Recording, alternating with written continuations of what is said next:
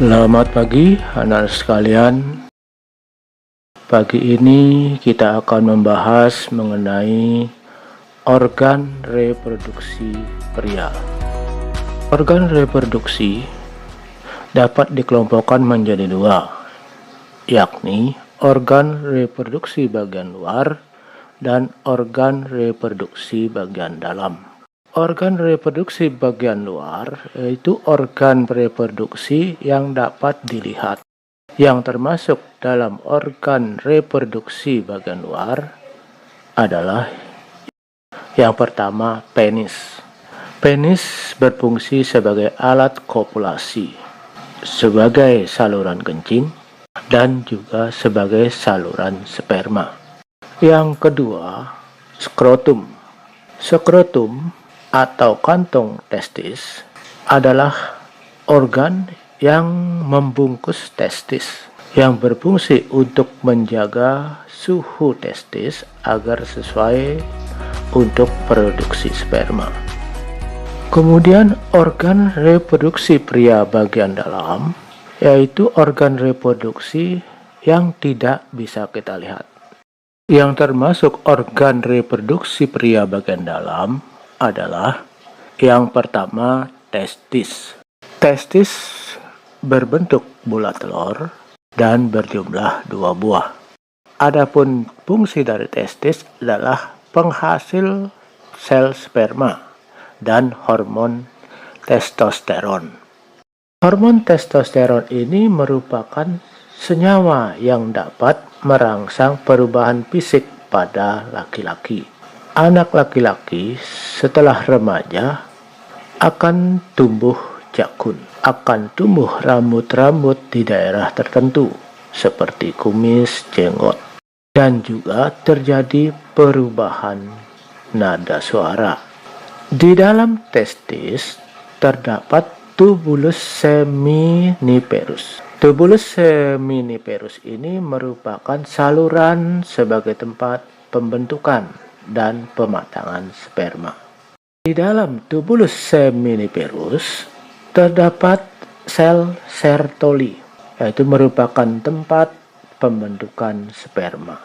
Kemudian terdapat juga sel interstisial yang berfungsi untuk menghasilkan hormon testosteron.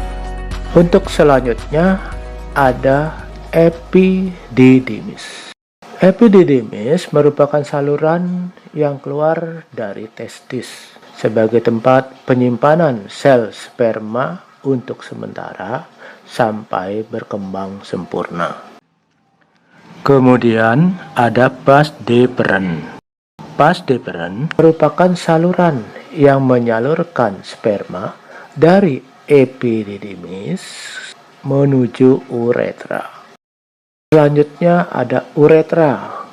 Uretra merupakan saluran sperma yang berada dalam penis, yang berfungsi sebagai saluran keluarnya sperma dan urin. Proses keluarnya sperma disebut dengan ejakulasi. Organ reproduksi bagian dalam berikutnya adalah kelenjar vesicula seminalis, atau sering disebut dengan kantung mani atau kantung semen. Kelenjar ini terletak di belakang kantung kemih, tepatnya di atas kelenjar prostat dan di depan rektum. Organ ini berstruktur lunak dan berukuran sekitar 5-7 cm. Vesicula seminalis berfungsi untuk yang pertama, memproduksi air mani atau semen. Air mani adalah gabungan antara sperma dan cairan pembawanya. Air mani atau semen yang diproduksi ini mengandung cairan alkali yang berfungsi untuk menetralisir kadar keasaman atau pH dari uretra pria sehingga sperma dapat bertahan hidup lebih lama. Juga mengandung fruktosa yang berfungsi sebagai makanan dan sumber penghasil energi bagi sperma. Dan di samping itu juga mengandung prostaglandin yaitu hormon yang berfungsi untuk mencegah reaksi imun terhadap sperma.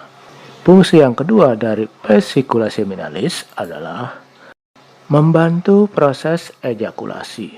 Saat pria hendak ejakulasi, vesicula seminalis berperan mendorong air mani keluar dari uretra.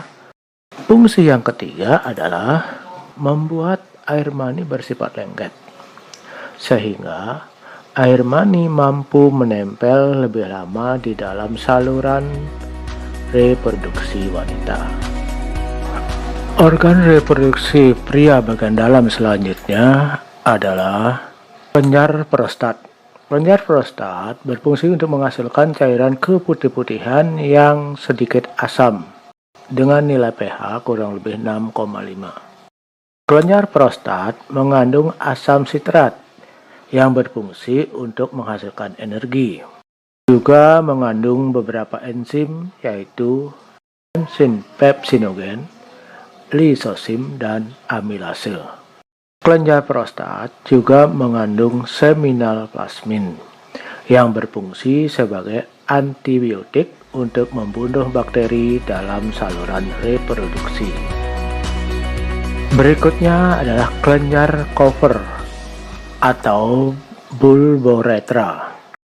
Kelenjar ini menghasilkan lendir dan cairan yang bersifat basah. Fungsi dari cairan ini adalah melindungi sperma dengan cara menetralkan urin yang memiliki pH asam yang tersisa dalam uretra. Melapisi uretra sehingga mengurangi sperma yang rusak selama ejakulasi. Oke, sampai sini pembelajaran kita hari ini. Semoga bermanfaat. Terima kasih, sampai jumpa pada pembelajaran selanjutnya.